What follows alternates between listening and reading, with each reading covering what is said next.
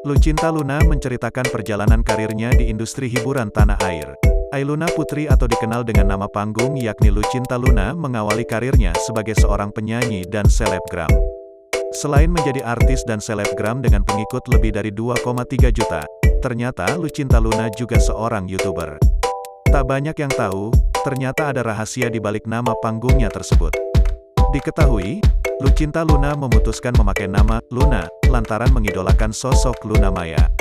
Rahasia tersebut diungkap Lucinta Luna di depan Vena Melinda baru-baru ini. Awalnya, Lucinta Luna telah memutuskan memakai nama Barbie Cinta Luna. Namun karena dirasa kurang memberikan keberuntungan, ia akhirnya memilih mengganti nama panggungnya menjadi Lucinta Luna.